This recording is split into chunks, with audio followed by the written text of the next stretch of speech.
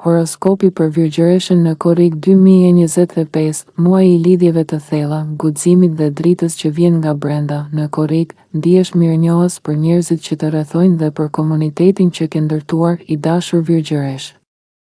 Muaji nis me diellin në shenjën e gafores, duke të futur në një gjendje sociale dhe të hapur ndaj bashkëpunimeve.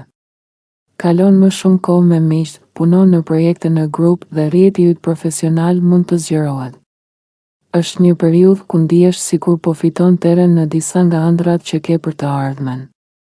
Ka përparim dhe kjo të jep një ndjesë sigurie dhe gëzimi, me hyrjen e Venusit në binjak më 4 Korrik. Yjet të japin një mundësi të madhe për avancim në karrierë.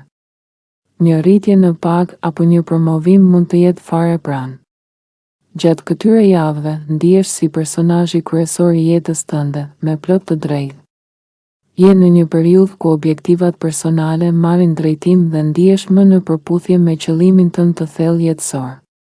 Puna e palodhur më në fund po shpërblehet dhe të tjerët po e vënë re. Mos harro të festosh veten dhe arritjet e tua.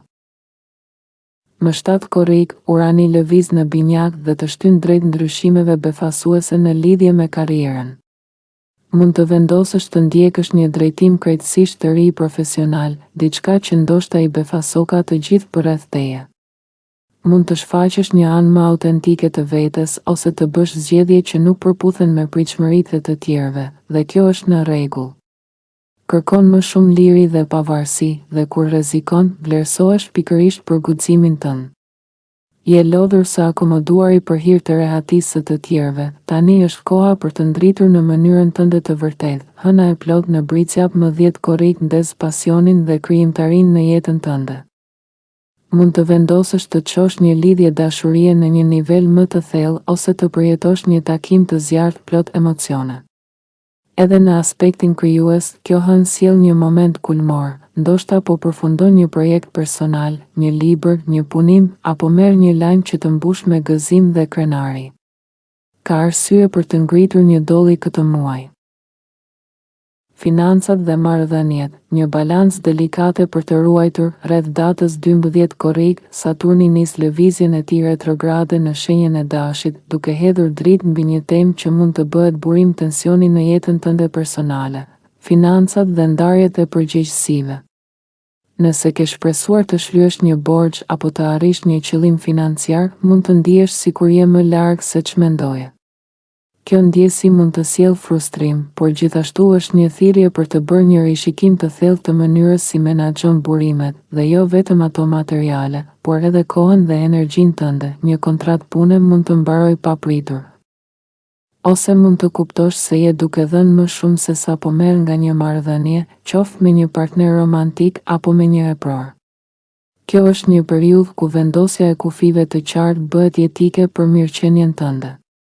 Mos ki frikë të thuash jo kur ndihesh je mbi ngarkuar. Mbrojtja e vetes nuk është egoizëm, por vetë kujdes, mendja e stërngarkuar dhe nevoja për rikthim tek vetja. Më 17 Korrik, Merkuri nis lëvizjen retrograde në shenjën e Luanit, dhe kjo sjell me vete një periudhë të reflektimit të thellë mendor dhe shpirtëror.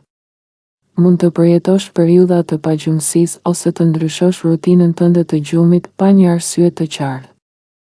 Ndihesh emocionalisht dhe mendërisht më i ndjeshëm se zakonisht, dhe kjo mund të shfaqet përmes ankthit ose ndjesisë se diçka nuk po shkon, edhe pse s'mund ta shpjegosh saktësisht. Kjo nuk është koha për të shtyrë veten drejt përmbushjes së detyrimeve pa menduar për shëndetin tënd mendor.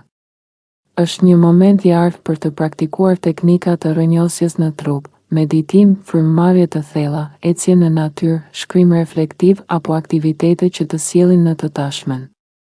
Më shumë se kur, ke nevojë të rikthehesh tek vetja, të dëgjosh sinjalet e brendshme dhe të kuptosh cilat modele të mendimit apo sjelljes janë bërë pengesë për rritjen tënde. Transformimi i heshtur, ndërkohë që nga jashtë gjithçka mund të duket e qetë, brenda vetes po ndodh një transformim i thellë. Po vështron nën sipërfaqe dhe po reflekton mbi çfarë duhet të ndryshosh për të jetuar një jetë më të vërtetë dhe të përmbushur. Janë këto momente që, edhe pse sfiduese, sjellin më shumë qartësi dhe të ndihmojnë të ndërtosh një themel të fortë për muajt që vijnë. Dielli në luan, zëri i brendshëm bëhet më i fortë, më 22 korrik, dielli hyn në shenjën e luanit dhe me këtë ndryshim, intuita jote arrin kulmin. Është si të kesh një dritë të brendshme që ndriçon rrugën, edhe në errësirë. Ndoshta fillon të vëresh shenja, simbole ose përsëritje mesazhesh në ëndrat e tua ose gjatë momenteve të zakonshme të ditës. Mos i injoro këto sinjale, janë mënyra me të cilat universi dhe paraardhësit e tu përpiqen të udhëheqin dhe mbrojnë. Kjo është një kohë kur gjithçka ndjehet më e thellë, më domethënëse. Frymëzimi vjen nga brenda. Mjafton të ndalosh, të dëgjosh dhe të ndjesh hëna e re në luan, një fillim i qetë dhe i nevojshëm, më 24 korrik, hëna e re në luan të fton të ngadalësosh ritmin. Nëse ke qenë duke u përpjekur për të mbajtur gjithçka nën kontroll, për të përmbushur detyra, për të arritur objektiva apo për të kënaqur të tjerët, kjo hën të thotë, mjaft.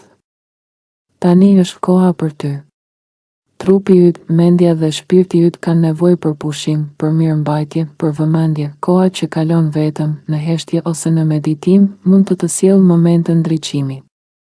Kjo nuk është tërheqje, por rikthim te vetja, një hap i domosdoshëm përpara. Venusi në gafore, dashuri, miqësi dhe ëndra që marrin formë. Kur Venusi zhvendoset në shenjën e gafores më 30 korrik, zemra jote ngrohet nga miqësitë e sinqerta dhe ndjeshmëria e njerëzve përreth teje.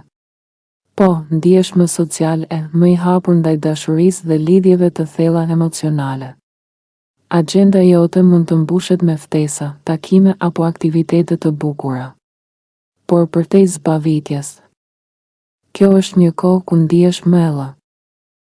Por përtej zbavitjes, kjo është një kohë ku ndihesh më e lidhur me ëndrat dhe shpresat që ke për të ardhmen. Mund të marrësh mbështetje konkrete për një projekt apo ide që ke mbajtur në mendje prej kohësh, mjafton të shfaqesh, të ndash dëshirën tënde dhe të jesh gati për bashkëpunim. Ëndrat marrin jetë kur ti guxon t'u japësh formë, dhe këtë muaj, universi është me ty.